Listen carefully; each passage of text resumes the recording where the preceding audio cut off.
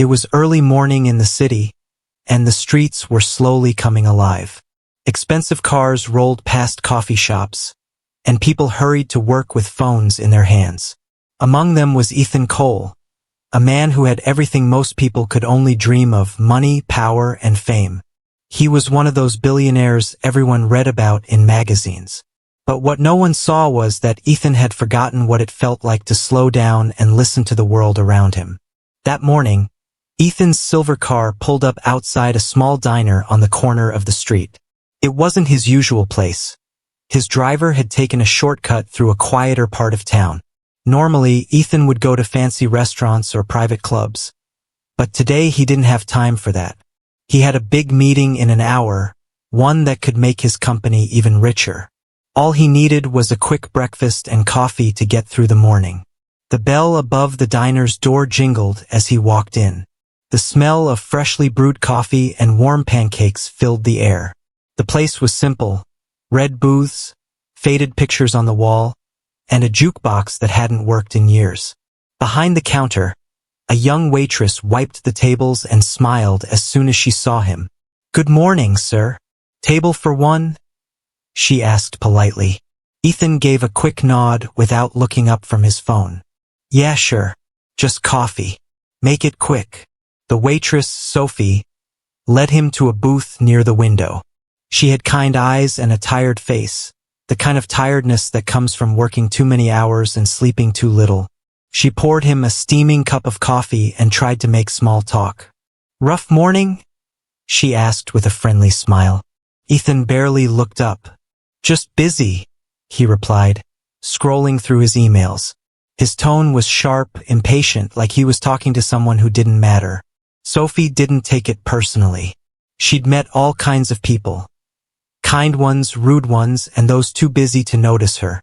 She just smiled again and said softly, "Well, I hope the coffee helps." Ethan nodded absently, already on a business call. His voice was calm but confident, the kind of voice that demanded attention. "Yes, I've reviewed the documents. No, I'm not worried. This deal will double our profits." As he spoke, his voice grew louder. Sophie, who was refilling another customer's cup nearby, couldn't help but overhear. She wasn't eavesdropping. His voice just carried across the quiet diner. She caught the name of the company he mentioned. It sounded familiar. For a moment, she paused, her brow furrowing. Where had she heard that name before? Then it clicked. Her cousin had once worked at a company with the same name. She remembered him saying something about shady business, fake reports, and how he had to quit before things went bad. Sophie's heart began to race a little. She didn't know much about big business, but she did no trouble when she heard it. Should she say something? Would it even matter? He was a rich man in a suit, and she was just a waitress pouring coffee. Still, something inside her told her she had to try. When Ethan ended his call, Sophie hesitated for a second, then gathered her courage and walked over. "Excuse me, sir," she said softly. "I couldn't help but overhear. You mentioned a company named, Barotech? I might be wrong, but I think you should be careful. I've heard they're not very honest." Ethan finally looked up from his phone, surprised that the waitress was talking to him about business. He raised an eyebrow, half amused and half annoyed. "Barotech? You've heard they're not honest?" he repeated, a smirk tugging at his lips. "And where did you hear that? From some online rumor?" Sophie shook her head quickly. "No, sir. My cousin worked for them for a while. He said something about their accounts being fake and—" Ethan chuckled, interrupting her. "Listen, I appreciate your concern, but I think I know a little more about business than your cousin." His tone wasn't harsh, but it carried that air of superiority, the kind that made Sophie's cheeks turn red. She didn't argue. She just nodded, smiled awkwardly, and walked away. Ethan went back to his laptop, completely dismissing her warning. He didn't even think twice about it. To him, she was just a waitress trying to sound smart. What could she possibly know about million-dollar deals? But as Sophie returned to the counter, she couldn't shake the uneasy feeling in her chest. She had seen that look before, powerful people too confident to listen, and then regretting it later. She sighed quietly, hoping she was wrong this time. Ethan finished his coffee, checked the time, and stood up. He dropped a few bills on the table, more than enough to pay for the drink, and walked out with his head held high. His car was waiting outside, and he slid into the back seat, already calling his assistant. "Let's finalize the Barotech deal today," he said firmly. "I don't want any delays." As the car pulled away from the small diner, Ethan didn't look back. He had no idea that the woman he'd just ignored had unknowingly given him the most important warning of his life, one that could have saved him from losing everything. And while he went on with his day, certain of his success, Sophie stood by the window wiping tables, watching his car disappear into traffic. She whispered to herself, "I hope he's careful." Neither of them knew it yet, but that small moment, that single warning, was about to change everything. Ethan Cole's car pulled up in front of his company's tall glass building, reflecting the morning sun. Inside, everything was just how he liked it, busy, sharp, and efficient. His employees greeted him nervously as he walked past in his tailored suit, holding his tablet in one hand and his coffee in the other. On the outside, Ethan looked calm and confident, but inside, he was already thinking about the deal that could make or break his empire. The name Barotech was on his mind. He'd spent weeks researching them, reading glossy reports, and listening to presentations that painted a perfect picture. According to his team, Barotech was the next big thing, an overseas company with unlimited growth potential. Ethan had invested heavily, confident that this deal would double his wealth. But somewhere, deep in his mind, Sophie's quiet voice from the diner still echoed faintly. "You should be careful. I've heard they're not very honest." He brushed the thought aside. What did a waitress know about business? Maybe she'd heard some small rumor or mixed it up with another company.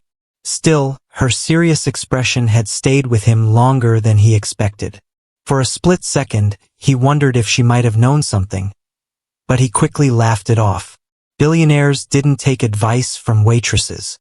As he stepped into the meeting room, a dozen people were already waiting. Charts, graphs, and figures filled the screen. His business partner, Richard, a man in his 50s with a smooth smile, stood up to greet him. "Ethan, my man, you're just in time. Everything's ready for the final stage," Richard said. "Good," Ethan replied, setting down his coffee. "Let's get this deal signed. I've got no time for second thoughts." The team launched into their presentation. They spoke about profits, markets, and future growth. Every number looked perfect, every detail carefully designed to impress. Ethan's eyes scanned the reports, his confidence growing with every slide. He didn't notice how some of the data didn't quite match up, or how one of his junior analysts looked uncomfortable at the back of the room. As the meeting continued, Ethan's phone buzzed. A message from his legal advisor flashed on the screen. "Final checks still pending. Barotech reports have inconsistencies. Recommend waiting 24 hours. He frowned. Inconsistencies? That didn't sound right. But before he could respond, Richard spoke up loudly. "Ethan, my friend, I know what you're thinking, but trust me, Barotech is clean. This is the deal of a lifetime." The room fell silent. Everyone looked at Ethan, waiting for his decision. He leaned back in his chair, thinking of the millions on the line. Waiting another day could mean losing the opportunity. Business was about risk, after all, and he wasn't the kind of man to hesitate. "Proceed," he said finally. "We'll sign today." Cheers broke out around the table. Richard clapped him on the back, grinning. "You won't regret this." But as the meeting wrapped up, Ethan's assistant, Clara, quietly approached him. She looked nervous. "Sir, may I say something?" Ethan sighed. "Make it quick, Clara. I'm already late for the press call." "It's about Barotech," she said, lowering her voice. "I've been reviewing their reports, and something feels off. Their profit numbers jump too suddenly, and some of their listed clients don't exist. I tried to contact one, and the number was fake." Ethan froze for a moment, staring at her. Then he shook his head. Clara, you're worrying too much. That's why we have a team of lawyers and auditors. Everything's been checked. But sir, no buts. We've come too far to stop now, he interrupted firmly. Clara nodded, though she still looked uneasy. As she walked away, Ethan rubbed his forehead. That was the second time today someone had warned him about Barotech. First a waitress, now his own assistant. Felt strange, but he convinced himself it was just a coincidence. Maybe people were overreacting. He left the conference room and headed to his private office on the top floor. The city skyline stretched out before him like a promise of endless success. He smiled, picturing tomorrow's headlines. Ethan Cole expands his empire, record-breaking deal signed. But deep down, something didn't sit right. He poured himself another cup of coffee, trying to shake off the feeling. The rich aroma reminded him of the diner.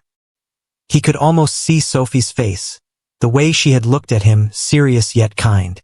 Her words whispered again in his mind, quiet but persistent. I might be wrong, but you should double-check that company. He laughed under his breath. What's wrong with me? Taking business advice from a diner waitress? He muttered. Still, he picked up his phone and quickly searched Barotech's name online. Everything looked fine, shiny websites, positive news articles, happy investors. Nothing suspicious at all. That was all the reassurance he needed. He closed his laptop, feeling satisfied. Within the hour, Ethan called Richard and told him to finalize everything. Money was transferred, signatures were added, and official photos were taken. Cameras flashed as Ethan shook hands with Barotech's representatives. He smiled confidently, unaware that behind those fake smiles and polished suits, danger was waiting. That night, as he drove home, the city lights glimmered outside the window. Ethan felt unstoppable. The deal was done and the future looked bright. But far away, in that small diner, Sophie wiped down tables after a long shift. Her hands ached, but her mind was somewhere else. She couldn't forget the man from that morning, the one who didn't listen. She hoped she was wrong, that the company she'd warned him about wasn't the same one her cousin had spoken of. But something deep inside told her otherwise. She sighed and whispered, I really hope he's okay. Neither of them knew it yet, but the warning that Ethan had ignored twice, once from Sophie and once from his own staff, would soon come back to haunt him. The empire he thought was unshakable was about to face its biggest test, and the truth would hit harder than he could ever imagine. Ethan sat in his car outside his company's headquarters, feeling more powerful than ever. The deal with Barotech was finally sealed, and everything seemed perfect. The press was already buzzing with headlines about his latest success. Business genius Ethan Cole expands his global empire. One article read, reporters called him the man with the golden touch. Ethan smiled proudly as he scrolled through the news. Everyone admired him, his confidence, his intelligence, his fearlessness. He felt unstoppable. Nothing could go wrong, or so he believed. Later that evening, his closest business partner, Richard, invited him to a celebration dinner at a high-end restaurant downtown. The place was filled with chandeliers, expensive wine, and quiet music. Ethan arrived dressed in a dark blue suit, walking like a man who owned the world. He was greeted by applause from his team. To the man of the hour, Richard toasted, raising his glass. Ethan Cole, the king of smart deals. Everyone laughed and cheered. Ethan enjoyed every second of it. He loved the attention, the admiration, the way people hung onto his every word. As the dinner went on, the conversation turned to their success. Richard bragged about how fast Barotech's stocks were rising and how much profit they'd make within weeks. Ethan nodded confidently, completely sure of himself. But then, for a brief moment, he remembered Sophie, the waitress from the diner that morning. Her worried face flashed in his mind, and her soft voice echoed again. You should double-check that company. I've heard bad things. He pushed the thought away immediately. What nonsense, he muttered under his breath, taking another sip of wine. Richard noticed him drift off for a second. Everything okay, my friend? He asked. Perfect, Ethan said, forcing a smile. just thinking about how good it feels to win.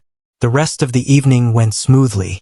Everyone congratulated him, and by the time Ethan left, he felt even more sure that he had made the right decision. He had ignored the silly warning of a small-town waitress, and nothing bad had happened. In his mind, that was proof enough that he was right. The next morning, Ethan returned to the same diner, not because he wanted to see Sophie, but because it was on the way to his office and he wanted a quick coffee. When he walked in, Sophie was there again, wiping down tables. She looked surprised to see him. "Good morning, sir," she said politely. Ethan nodded slightly.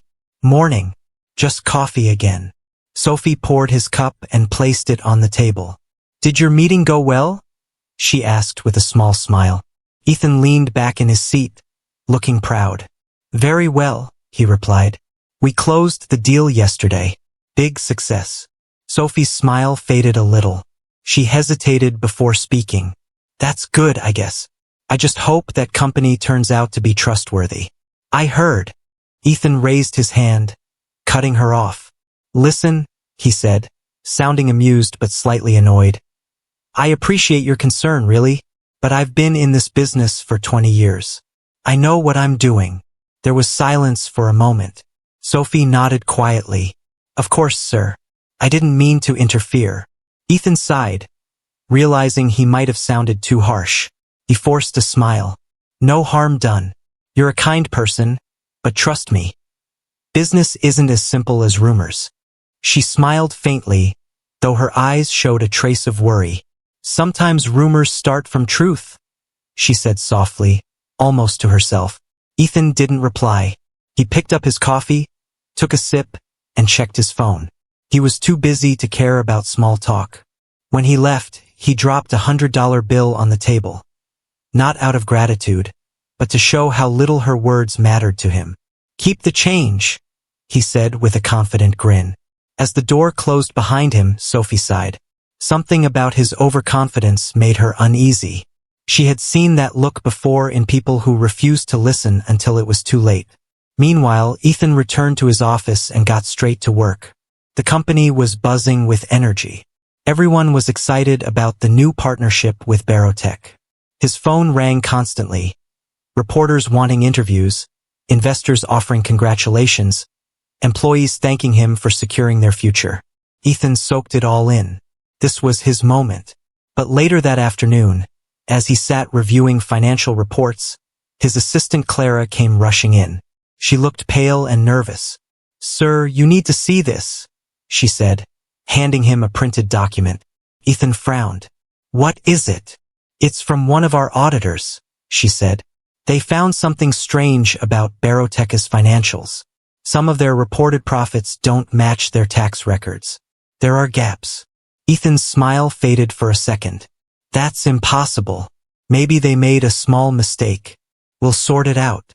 Clara hesitated. "Sir, that's not all. There are rumors online that Barotech's CEO was questioned by authorities last month." Ethan leaned back, annoyed. "Rumors, Clara. That's all they are. Do you believe everything you read online?" "But sir." "Enough," he said firmly. "I've made my decision. Don't bring me gossip." Clara nodded and left the room quietly.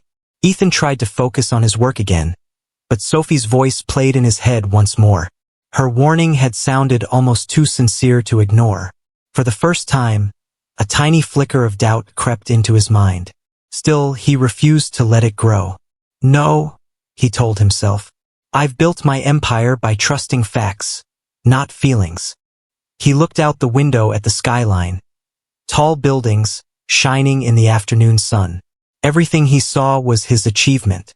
There was no way a simple waitress could be right about something his entire team had researched. By the end of the day, Ethan convinced himself completely. He was sure he had done the right thing. He laughed softly, thinking how ridiculous it would be to let a diner waitress make him doubt his billion-dollar deal. But somewhere far away, the truth was already unfolding.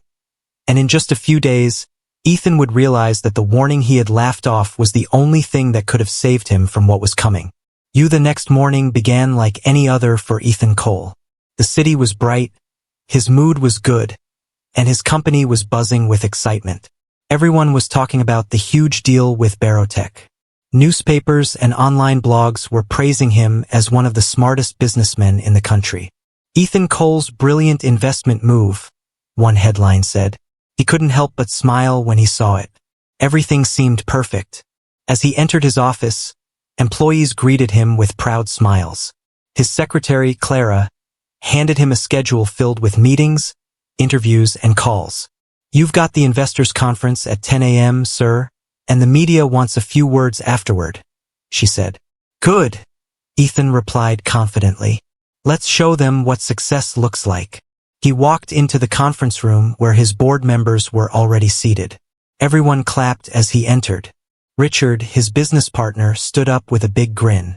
"Ladies and gentlemen," he announced, "we've done it. Barotech is officially part of our empire." Applause filled the room. Ethan nodded proudly and took his seat. Charts and numbers appeared on the big screen, showing huge profits and growing market shares. The presentation was smooth, and everything looked perfect on paper. Ethan couldn't stop smiling. "This is the beginning of something big," he said. "By next year, our revenue will triple." The meeting continued for almost an hour, full of optimism and confidence. But just as Ethan began to relax, his phone buzzed. He glanced down and saw a message from his head of legal affairs, Mr. Grayson. It read, "Need to talk. Urgent. Something wrong with Barotech documents." Ethan frowned. He ignored it for a few minutes, thinking it was probably a minor issue. But then another message arrived. "Call me now. It's serious." He excused himself from the meeting and stepped into his office to make the call. "Grayson, what's going on?" he asked impatiently. "Sir." Grayson's voice came through, tense and uneasy. "We've been double-checking Barotech's papers for registration and tax compliance. There are serious inconsistencies. Some of their listed factories don't exist, and the ones that do are not operating under the company name. It's like someone faked the records." Ethan froze. "That can't be right. Our auditors checked everything." "I know, sir, but they might have been shown fake documents. It looks like a setup." For a moment, Ethan couldn't speak. The room suddenly felt smaller, quieter. "Are you saying we were scammed?" Grayson hesitated before answering. "It looks that way, sir. And there's more. Authorities in Europe just announced an investigation into Barotech's management. They're suspected of money laundering and tax evasion." Ethan felt a chill run down his spine. His heart started beating faster. "This can't be happening," he whispered. "Not to me." Grayson continued. "If this goes public, the media will tear us apart. Investors will panic, and our stock could crash." Ethan's mind raced. He remembered Sophie's warning, her gentle, almost worried voice. "I think you should be careful. I've heard bad things about them." He had laughed it off. He had ignored her, and now her words echoed louder in his head than ever before. But there was no time to think. His phone started buzzing again. This time it was Richard. "Ethan, turn on the news," he shouted the moment Ethan picked up. Ethan grabbed the remote and switched on the television in his office. The screen showed a breaking news banner in bold red letters. "International scandal. Barotech accused of fraud. Investors at risk." The reporter's voice filled the room. "Authorities have frozen Barotech's assets after uncovering false financial reports and illegal transfers. The company's CEO is missing, and several top executives are under investigation. Major investors, including Cole Enterprises, are now facing massive losses." Ethan's face turned pale. His hands trembled as he turned up the volume. Reporters were standing outside Barotech's headquarters, showing police vehicles and sealed office doors. It was all over the news, every channel, every platform. Within minutes, his phone was flooded with calls and messages from board members, clients, and journalists. "What's happening? Is it true? How much did we lose?" Ethan felt dizzy. He sat down slowly, staring blankly at the screen. Just a few hours ago, he had been celebrating. Now his entire empire was at risk of collapsing. Richard stormed into his office, his face red with panic. "Ethan, this is a disaster. Our shares dropped 12% in the last hour. Investors are pulling out. Ethan rubbed his temples. There must be a way to fix this. Maybe Barotech can clear their name. Richard shook his head. No, it's over. They've disappeared. We've been played. Ethan's mind went blank. Everything he had built, every ounce of pride, was slipping through his fingers.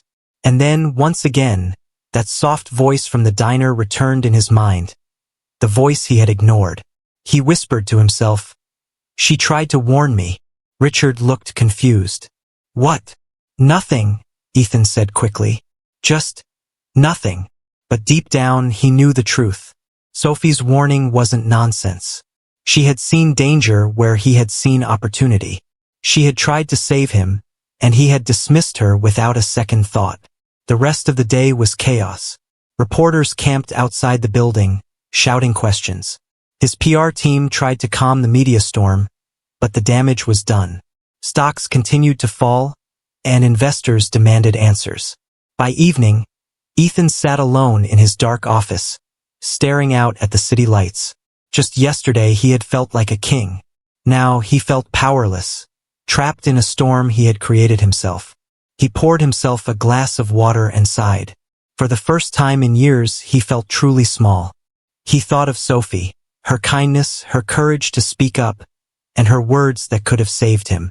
"If only I had listened," he whispered, his voice barely audible. Outside, the night was quiet, but inside his heart, everything was falling apart. The empire that once looked unshakable was now trembling. All because he had been too proud to listen to a simple waitress who cared enough to warn him. The next day, Ethan didn't sleep at all. His mind was filled with numbers, phone calls, and fear. He sat in his office at dawn, still wearing the same suit from yesterday. The tie was loose, his hair messy, and his eyes red from exhaustion. His world, the one he thought was strong and unshakable, was falling apart right in front of him. On his computer screen, the news kept replaying the same headlines again and again. Barotech scandal. Massive fraud exposed. Cole Enterprises faces huge losses after billion-dollar deal. Every time he saw his name next to those words, his stomach twisted. His phone buzzed nonstop. Angry investors, reporters, even old friends who now wanted nothing to do with him. His once glorious empire was suddenly drowning in shame. Ethan leaned back in his chair, staring blankly at the ceiling. "How could this happen?" he muttered. "How did I not see it coming?" But deep down, he already knew the answer.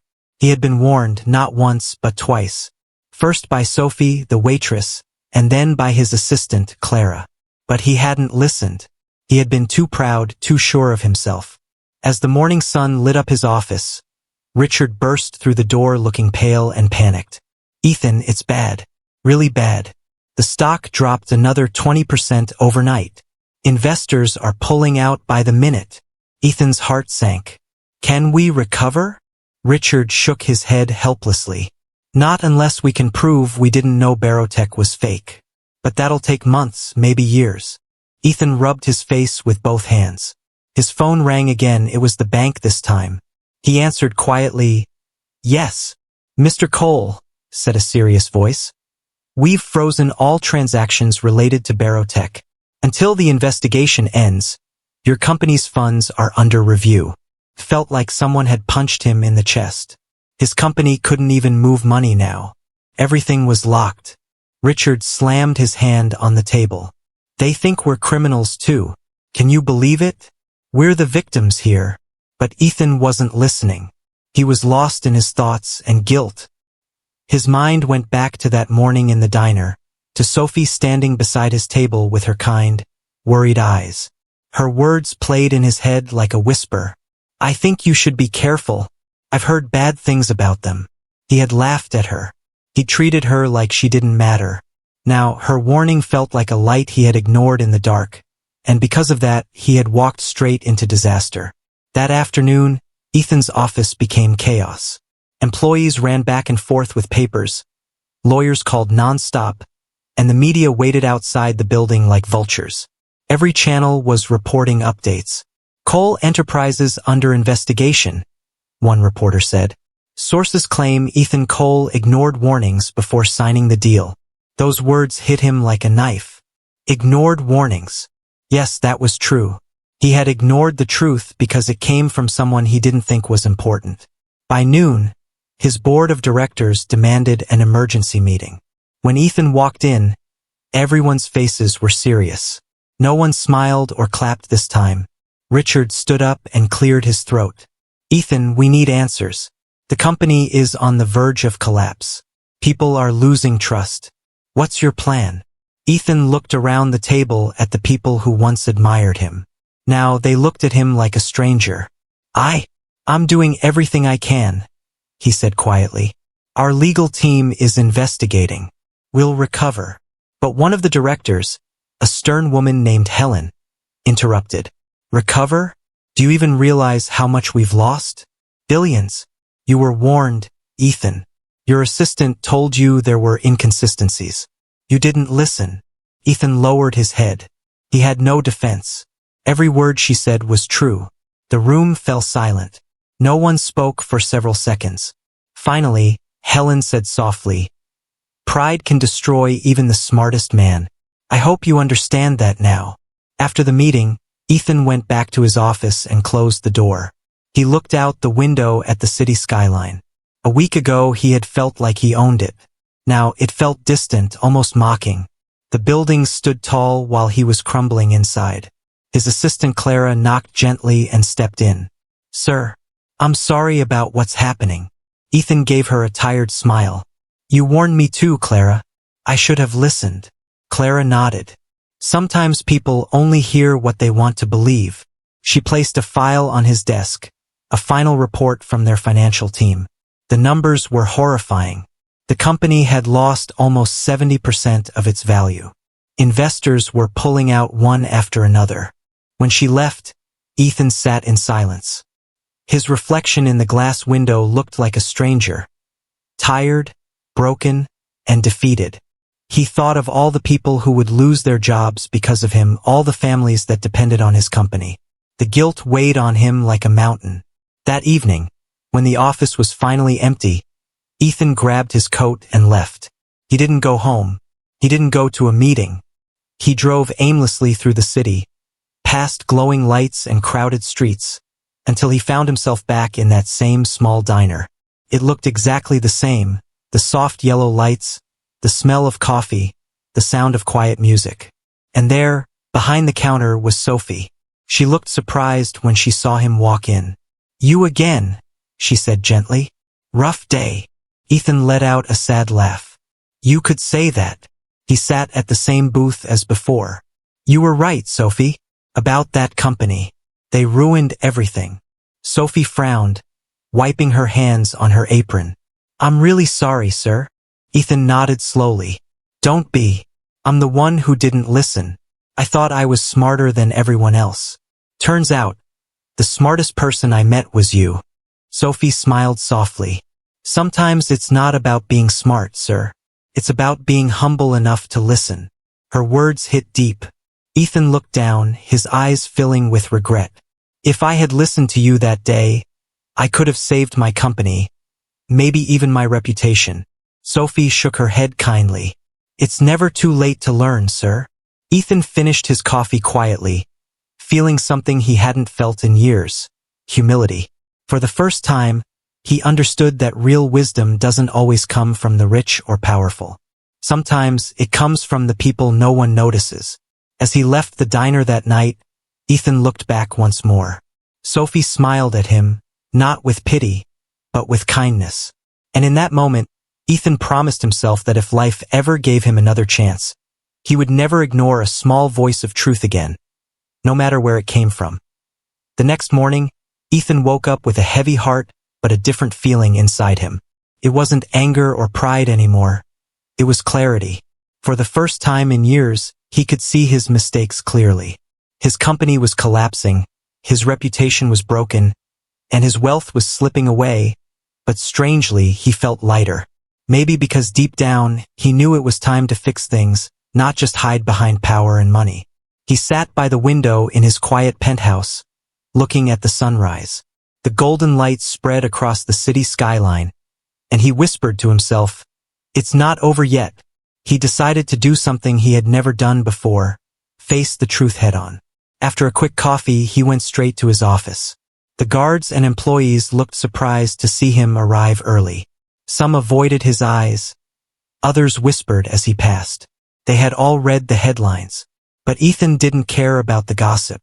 He walked straight to the conference room where his remaining team was waiting. Richard was already there, looking tense. "Ethan," he said, "the media is still tearing us apart. Investors are demanding refunds. The government wants explanations. What do we do now?" Ethan didn't sit down. He stood at the end of the table and spoke firmly. "We tell the truth. We show the documents, the transactions, everything. No more hiding." Richard frowned. "That could destroy us completely." Ethan looked him in the eyes. "Richard, it's already destroyed. What's left now is our honesty. Maybe we can save that." The room fell silent. For a few seconds, no one spoke. They had never seen Ethan talk like that before. He was no longer the proud, arrogant billionaire who barked orders. He was calm, serious, and human. Later that day, Ethan called a press conference. The room was packed with journalists, flashing cameras, and microphones. The world wanted to hear from him, the man whose billion-dollar deal had turned into one of the biggest scandals in years. When he walked onto the stage, everyone started shouting questions. But Ethan raised his hand and said quietly, "Please, let me speak first." The room quieted down. He looked at the cameras and began, "I made a terrible mistake. I trusted the wrong people. I ignored warnings that could have saved my company and the people who believed in me." His voice trembled slightly, but he continued, "And I want to say something I've never said before. I was wrong." There was a murmur in the crowd. Billionaires didn't say those words, but Ethan did.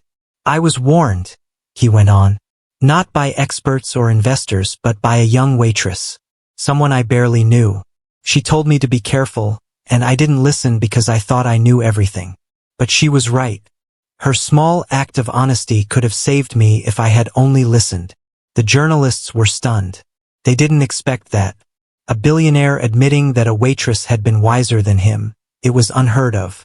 After the conference, social media exploded with comments. Some mocked him, but most people admired his courage. They said it was the first time they had seen a rich man take real responsibility. That evening, Ethan went back to the diner again. He found Sophie serving customers with her usual warm smile. When she saw him, her eyes widened in surprise. "You came back," she said softly. Ethan smiled faintly. "I had to. I just told the whole world about you." She blinked. "Me?" He nodded. "I told them how you warned me, how your words could have saved me if I'd listened." "You were right, Sophie." Sophie blushed a little and looked down. "I just said what I felt, sir. Anyone would have done the same." Ethan chuckled. "No, most people wouldn't have cared. But you did. And because of that, I want to thank you properly." He pulled out an envelope and handed it to her. She hesitated before opening it. Inside was a check, but not just any check. It was a large donation in her name to start a scholarship fund for young people who worked hard but came from humble backgrounds. Sophie's eyes filled with tears. "Sir, this is too much." Ethan shook his head. "It's not a gift. It's a promise. A promise that I'll never again ignore people who speak with kindness and honesty." For the first time, Sophie didn't see a billionaire sitting in front of her. She saw a man who had been broken and rebuilt by the truth. They talked for a long time that evening. Ethan told her how everything had changed after the scandal, how he was trying to rebuild his company from scratch with honesty as the foundation this time. Sophie listened quietly, her calm presence giving him comfort. Before leaving, Ethan said softly, "You know, Sophie, you saved me. Maybe not my company, but you saved me from becoming someone I'd hate to be." She smiled gently. "Then maybe it all happened for a reason." Ethan left the diner feeling lighter than he had in months. The city lights shimmered around him as he walked to his car. He didn't feel like a billionaire anymore. But that was okay. He felt human again. Over the next few weeks, Ethan began rebuilding his business. This time, he focused on transparency and fairness. He rehired employees he had once treated coldly, gave honest speeches to his investors, and personally reviewed every deal before signing it. He no longer measured success by profit, but by integrity. The media eventually stopped calling him the fallen billionaire. Instead, they called him the man who owned his mistakes. And that title meant more to him than any business award ever had. Sophie, on the other hand, became something of a local hero. People came to the diner just to meet her, the waitress who had warned a billionaire and ended up changing his life. But she never bragged about it. She just smiled and said, "Anyone can make a difference, no matter who they are." One night, Ethan returned again, this time not as a customer, but as a friend. He brought her a small gold pin shaped like a star. "For the woman who reminded me to listen," he said. Sophie laughed softly, her eyes sparkling. "Then promise me one thing, Ethan. Never stop listening again." He smiled. "I won't." And for the first time in a long time, he truly meant it. Weeks turned into months, and slowly, Ethan's life began to change in ways he never expected. His company was smaller now, humbler, but it was finally standing on honest ground. The fancy cars, the luxurious parties, and the fake friends were all gone. But strangely, Ethan didn't miss them. What he had now was peace, something he hadn't felt in years. Every morning, he woke up early, made his own coffee, and took a quiet walk through the city before work. People no longer looked at him with envy. They looked at him with respect. He wasn't the arrogant billionaire from the headlines anymore. He was the man who fell, learned, and got back up again. One day, while reviewing some papers in his new, modest office, Ethan received an unexpected call from his lawyer, Daniel. "Ethan, you're not going to believe this," Daniel said excitedly. "The government investigation has closed. You've been cleared of all charges. They confirmed you were a victim of the fraud, not part of it." Ethan froze for a moment, unsure what to say. "Wait, what? Are you sure?" Daniel laughed. "Positive. The investigators found solid evidence that Barotech forged documents and signatures. You're free, Ethan." Completely. Ethan leaned back in his chair and exhaled deeply. For months, he had carried the weight of guilt and fear, and now it was finally gone. "Thank you, Daniel," he said softly. "Thank you." After hanging up, he sat in silence for a few minutes. He should have felt overjoyed, but instead he felt calm. He realized something. The relief wasn't about saving his reputation. It was about finally knowing that honesty had paid off. Later that afternoon, he decided to share the good news with someone special. Without even thinking, he drove straight to Sophie's diner. When he entered, the familiar smell of coffee and pancakes filled the air. Sophie looked up from behind the counter and smiled brightly. "Ethan, you look different." "Good news." He laughed. "You could say that. The investigation is over. I've been cleared. It's officially done." Sophie's eyes widened with happiness. "That's amazing. I knew the truth would come out." Ethan nodded. "Yeah, for the first time in a long time, I feel like I can breathe again." He paused, then added softly, "And I owe a lot of that to you." Sophie laughed gently. "You've already thanked me enough times." "Maybe," Ethan said, smiling, "but I'll never stop being grateful." They sat together at his usual booth, just like old times. He told her how he had restarted his company with honest investors, how people had started trusting him again, and how he was planning to open a new charity branch for small business owners who had been cheated like him. Sophie listened carefully, sipping her coffee. "That sounds wonderful," she said. "Helping others get back on their feet. It's exactly what you needed to do." Ethan smiled. "You know, you'd make a great advisor. Maybe I should hire you." She chuckled. "I think I'll stick to coffee and pancakes for now." They both laughed, but there was warmth in the air, something deeper than friendship, a kind of mutual respect and connection that words couldn't fully explain. As they talked, an older man sitting nearby suddenly turned around and said, "Excuse me, are you Ethan Cole?" Ethan nodded politely. "Yes, I am." The man smiled. "I just wanted to say, I read about your story, what you did, admitting your mistakes and rebuilding from scratch. That took courage." My son lost his job because of that scandal, but he got rehired when your company restarted. Thank you for doing the right thing." Ethan was taken aback. He wasn't expecting that. He stood up and shook the man's hand. "Thank you, sir. That means more than you know." Sophie smiled quietly as she watched. She could see the change in him, the humility, the kindness, the genuine gratitude. The man who once brushed off her warning like it was nothing now listened, cared, and understood people. After the man left, Sophie said softly, "Looks like you're making things right." Ethan nodded slowly. "I'm trying, and I'll keep trying, no matter how long it takes." That evening, as the diner started to close, Sophie packed up the last of the dishes, while Ethan helped her wipe down tables. "You don't have to do that," she said, laughing. "I know," he replied, smiling. "But it feels good to do something real, something honest." When they finished, Sophie looked at him and said, "You've really changed, Ethan." He looked thoughtful for a moment. "Maybe I just finally became the person I should have been all along." As he was about to leave, Sophie handed him a small paper bag. "Here," she said, "your favorite apple pie. On the house." He smiled and took it gently. "You're too kind." Sophie smiled back. "Kindness goes a long way. Remember that." That night, Ethan drove home with the pie beside him and a peaceful smile on his face. The city lights shimmered against the dark sky, but for once, he wasn't thinking about power, money, or success.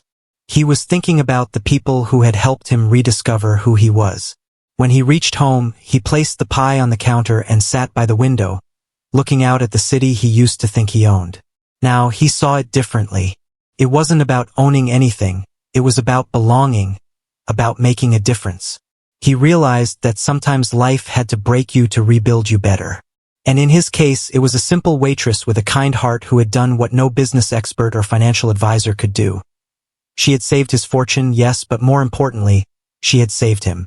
The next morning, Ethan began writing a speech for a charity event he was planning. He wanted to share his journey, not as a story of loss, but as a story of learning, humility, and redemption. His first line read, "The greatest lesson I ever learned didn't come from a boardroom. It came from a diner."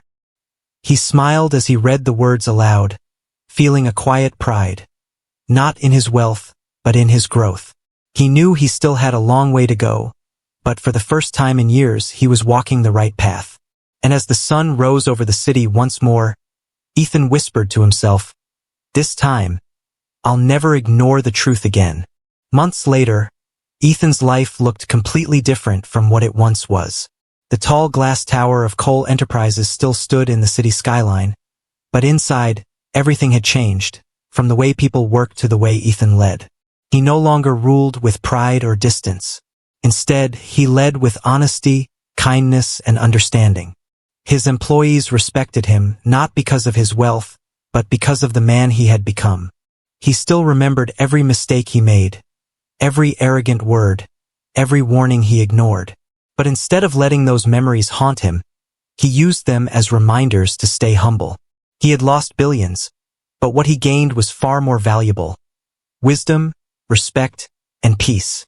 One cool autumn morning, Ethan received an invitation to speak at a national business conference. The event gathered some of the most powerful CEOs and investors in the country. A year ago, they would have looked down on him as the billionaire who failed. But now they wanted to hear his story, the story of how a fall from grace turned into a lesson of redemption. As he stood backstage before his speech, Ethan looked at himself in the mirror. There were small lines near his eyes now, a sign of the stress he'd faced, but there was also calmness in his gaze. He adjusted his tie and smiled faintly. He wasn't the same man who once thought he knew everything. When it was time, he stepped onto the stage. The audience fell silent. Cameras flashed, reporters took notes, and hundreds of eyes focused on him. Ethan took a deep breath and began speaking in a steady, honest tone. "A year ago," he said, "I thought I had everything: money, power, influence. I believed that made me wise. But I was wrong. I was blind to the truth because I didn't want to listen to people I thought were below me." The crowd listened carefully. He continued, "One day, a waitress, Someone I didn't even know warned me about a deal. She had no reason to care about my business, but she did. She saw danger when I didn't. I laughed at her. I thought, what could a waitress possibly know about business?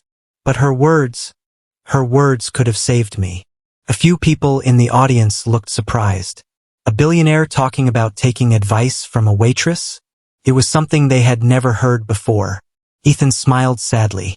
I ignored her, and because of that, I lost almost everything. But in losing it all, I found something better. I found humility. I found gratitude. And I learned that wisdom doesn't depend on your title or your bank account. Sometimes it comes from the most unexpected people.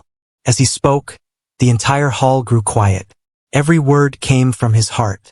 He wasn't reading from a script, he was sharing his truth. He ended his speech with a simple line. If you ever meet someone who speaks with honesty and care, no matter who they are, listen. It might just save your fortune, or even your life. When he finished, the crowd erupted in applause. Many of the CEOs who once dismissed him as a failure stood up to clap. Some even had tears in their eyes. Ethan bowed his head slightly, feeling an emotion he hadn't felt in years. Pure, genuine respect from others, earned not by money, but by character. After the speech, reporters surrounded him, asking questions. Mr. Cole, do you still keep in touch with the waitress who warned you? Ethan smiled warmly. Yes, he said. She's one of my closest friends now. That evening, after the conference, Ethan drove back to the small diner where it had all begun. It was just as he remembered: cozy lights, the smell of coffee, and the quiet hum of people talking. Sophie was there, as always, wiping the counter and smiling at customers. When she saw him walk in, her face lit up. You made it, she said happily. I watched your speech on TV. You were incredible. Ethan chuckled and sat down at his usual booth. I couldn't have done it without you, he said sincerely. Sophie brought him his usual coffee. You didn't need me, Ethan. You just needed to listen to yourself. He smiled softly. Maybe, but you were the first person who made me see the truth. For a moment, they sat in comfortable silence. Then Sophie said, You know, I think everything that happened to you, losing the deal, the company, everything, it all had a purpose. Maybe life was trying to teach you something you couldn't learn any other way. Ethan nodded thoughtfully. You're right. I used to think success was about being the smartest man in the room. Now I know it's about being the one who listens the most. Outside, the evening sky turned a deep shade of orange and purple. The city lights began to glow, and the world felt calm. Ethan looked around the diner, at the families laughing, at the people enjoying their meals, and realized how much he had missed the simple beauty of life. He reached into his coat pocket and handed Sophie a small, elegant envelope. What's this? She asked. Something for you, he said. It's a partnership offer. I'm starting a new foundation, one that helps small businesses and everyday workers. I want you to help run it. Sophie's eyes widened in shock. Me? But I'm just... Ethan interrupted gently, smiling. You're not just anything, Sophie.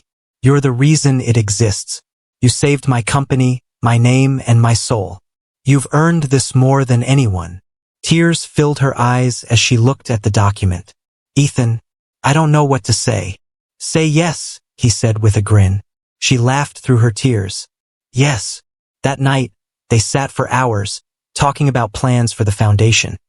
How it would support honest workers, give opportunities to those who were overlooked, and spread the message that integrity is worth more than gold. When Ethan finally left, he turned to Sophie and said, You know, people think you saved my fortune, but what you really saved was my heart. Sophie smiled.